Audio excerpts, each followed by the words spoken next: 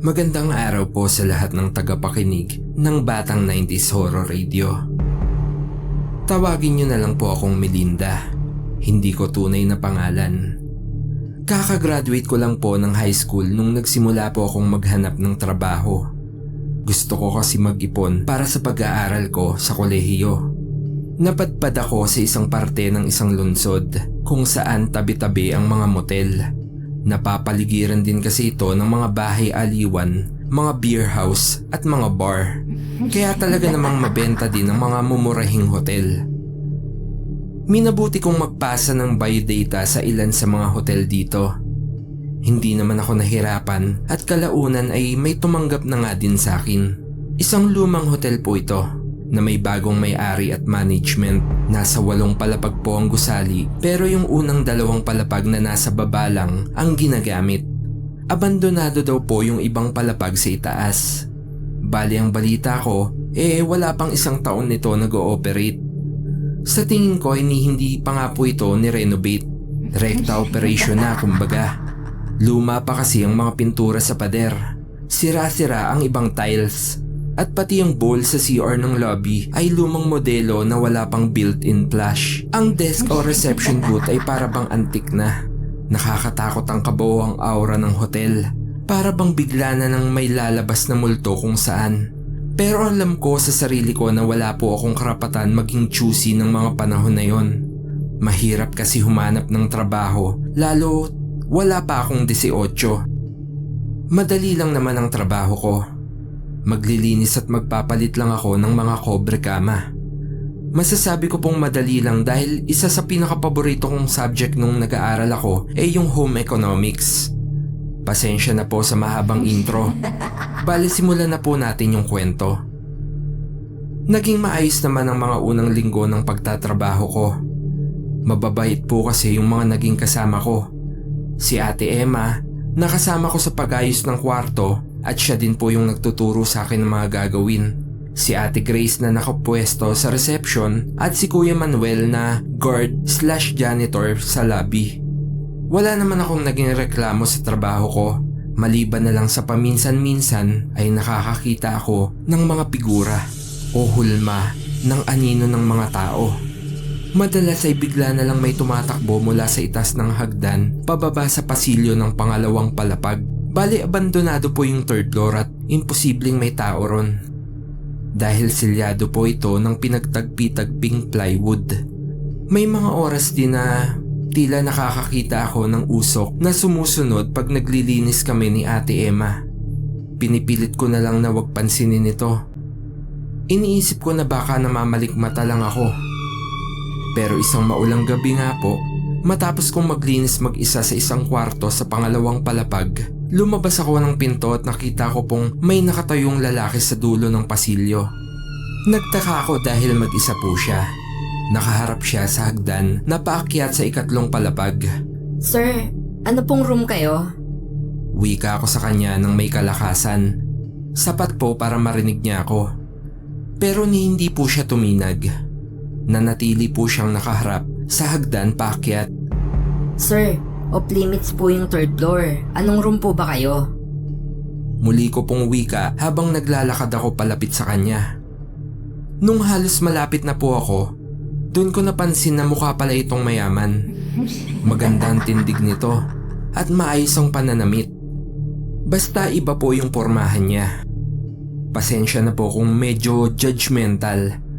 Nasanay kasi ako sa mga karaniwang parokyano ng hotel namin na mga bayarang babae sa tabi-tabi ang kasama. Nang nasa 10 hakbang na lang ang pagitan ko sa kanya, muli akong nagwikang, Sir, bawal po dyan. pero imbis na makinig po siya sa akin, bigla na lang siyang mabilis na humakbang paakyat ng hagdan. Dali-dali akong tumakbo papunta sa kanya habang malakas pa siyang binabalaan. Pero nang makarating ako sa harap ng hagdan, laking gulat ko nang wala na siya. Imposibleng makakakyat siya dahil selyado nga ito ng plywood at trapal. Nagmamadali akong bumaba sa lobby at hingal pa akong nagsumbong kay Ate Grace at Kuya Manuel. Ate Grace, Kuya Manuel, may lalaki na umakyat sa 3rd floor. Pinipigilan ko siya pero hindi ako pinansin eh. Nagkatinginan naman sila pero di ko sila nakitaan ng pag-aalala. Wala yun, Mel.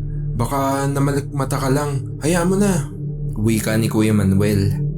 Napakunat ang noo ko sa naging reaksyon nila. Mahigpit kasi nilang bilin sa akin na wag daw akong aakyat sa pangatlong palapag. Kaya nagtataka ako dahil bakit parang wala silang paki ngayon kung may guest kaming nakaakyat doon. Di ako namamalikmata, Kuya Manuel. Kitang-kita ko eh. Lalaking matangkad yun na medyo maporma at mukhang mayaman. Ilan ba yung guest natin, Te Grace? Baka isa dun yung lalaki. Wika ko pa.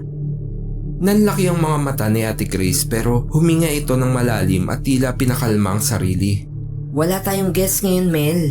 Last na yung lumabas kanina sa room 209 eh. Matandang lalaki na may kasamang dalaga yun, di ba? Huwag mo na intindihin yun, baka namalikmata ka lang. Nakangiti siya pero pansin kong tila peke ang reaksyon nito. Napatigil ako sa sinabing yun ni Ate Grace. Imposible din kasi na may papasukin si Kuya Manuel na hindi guest. May maintenance kami pero tuwing araw lang yun pumupunta. At isa pa, alam ko naman itsura niya at hindi siya yung lalaking nakita ko kanina. Napakamot na lang ako sa ulo habang takang-taka pa din. Wala na po akong nagawa kundi bumalik na lang sa gawain ko sa hotel. Lumipas nga yung mga araw at nagkaroon ako ng kakaibang panaginip. Nakikita ko lagi yung lalaki na nakita ko sa motel. May kasama siyang dalaga na pumasok sa isang kwarto. Bata pa yung kasama niya, as in dalagita pa. Medyo malabo yung senaryo pero may detalye akong hindi ko makakalimutan. At ito yung laging nagpapagising sa akin sa pagkakahimbing ko. May mga lalaki kasing biglang pumasok sa kwarto at nakipagtalo sa lalaking mukhang mayaman. Hindi ko alam kung anong pinag-usapan nila hanggang sa bigla na lang magkakaroon ng gulo at paglaon. Nakita ko pong bigla na lang pinagsasaksak ng grupo yung isang lalaki. Sa panaginip ko, malinaw kong nakita yung room, number 301. After nga nung senaryong yun, nagising ako na parabang hingal na hingal. Pinilit ko na iwaksi sa isip ko yung panaginip kong yun. Ayoko po kasing maapektuhan yung trabaho ko. Ang ginawa ko na lang po pag rest day ko, nagsisimba ako sa simbahan ng Quiapo. Sa tingin ko nakatulong naman. Dahil hindi ko na uli na panaginipan yung lalaki. Kala ko nga po magiging maayos na ang lahat. Dahil wala na akong naranasan na kababalaghan sa mga nagdaan na araw. Hanggang sa isa uling maulang gabi, habang naglilinis ako sa room 201 na katabi ng hagdan, nakarinig po ako ng tila isang malakas na pagsabog. Kasabay po nun, ang malakas na alingawngaw ng sigawan ng mga tao. Iyak at tila ba pagmamakaawa ang narinig ko. Napabalikwas ako at nagmadali po akong lumabas ng kwarto. Lumingon-lingon ako sa pasilyo, pero wala namang senyales ng pagsabog. Tinignan ko ang katabing kwarto at saktong bahagya itong nakabukas. Lumapit ako at marahang kumatok. Dahan-dahan ko itong binuksan pero walang tao. Wala ding senyales na may gumamit nito. Nakapatay ang TV at sa lakas ng pagsabog na narinig ko, imposibleng walang pinsala ang paligid nito. Dahil nga doon, muli na naman akong nagmadali na tumakbo sa hagdan para bumaba. Nang mapatigil ako rito, napalingon ako ng dahan-dahan sa hagdan papunta sa pangatlong palapag. Nang manlaki ang mga mata ko sa hilakbot sa nasaksihan ko. Ilang tao na sunog ang buong katawan ang nagmamadali sa paggapang pababa. Patong-patong pa ang mga ito at tila nag-uunahan sa hagdan. Napatili ako sa sobrang takot. Lalo pat tila ba para silang mga zombie na gumagapang palapit sa akin. Kumaripas ako ng takbo pababa at nagkandahulog ako sa hagdan dahil sa pagmamadali. Umiiyak na humangos ako palapit kay Ate Grace. Pinilit kong magsalita pero walang lumabas na boses sa bibig ko. Pinainom nila ako ng tubig At maya-maya pa nga, nakita kong nagmamadaling bumaba si Ate Emma. Ikaw ba yung sumigaw kanina, Mel? Anong nangyari? Nag-aalala nitong wika. Humihikbi pa pero kahit paano nahimasmasan na ako. May pagsabog akong narinig sa third floor at may mga sunog na tao dun sa taas. Nanginginig kong wika.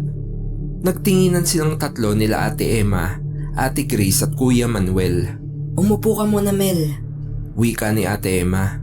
Pero kailangan yata nila ng tulong at baka nasusunog na yung building na to. Hindi ba tayo tatawag ng bumbero? Sa nagpapanik kong wika, niyakap naman ako ni Ate Emma at inalalayan para umupo.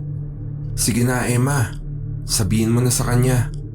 Nakayukong wika ni Kuya Manuel habang umupo din ito sa tabi ng reception booth. Nagkatingin sila ni Ate Emma at Ate Grace at marahan naman na tumungo si Ate Grace.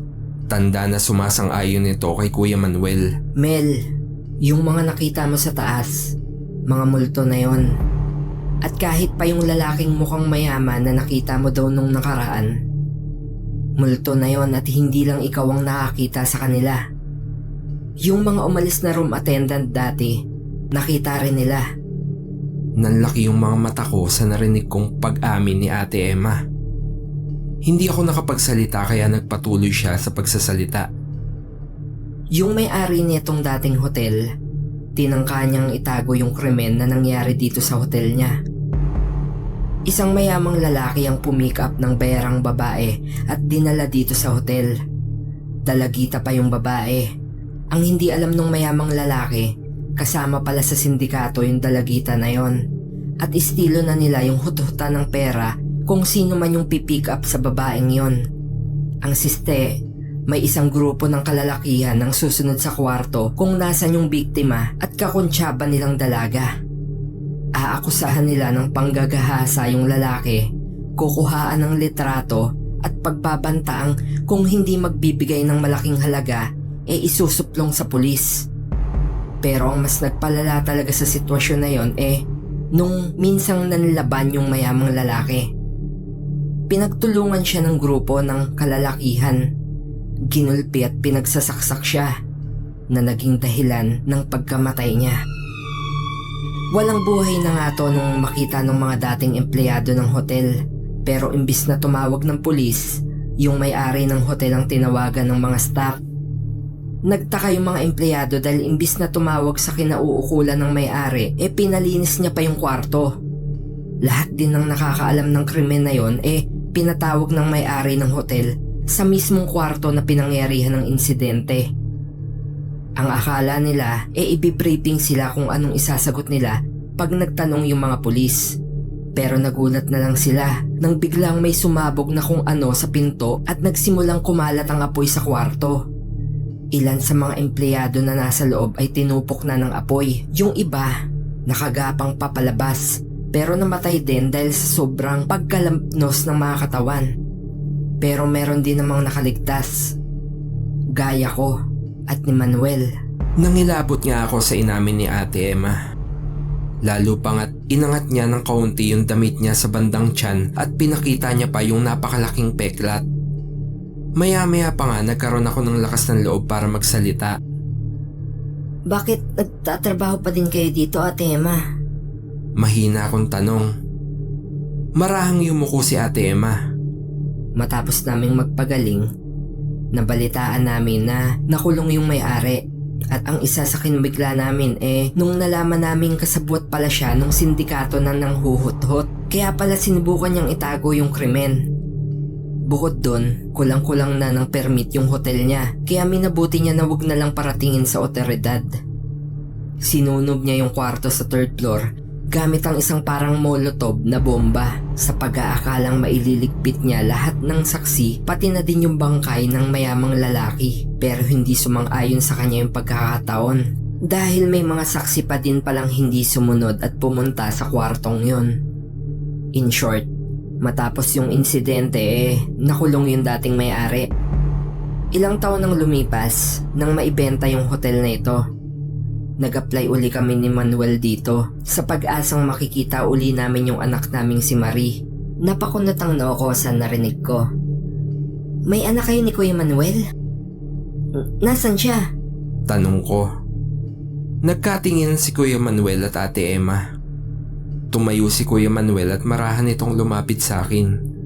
Kinuha niya ang isang pitaka mula sa bulsa ng pantalon niya. Binuksan niya ito at pinakita ang isang larawan.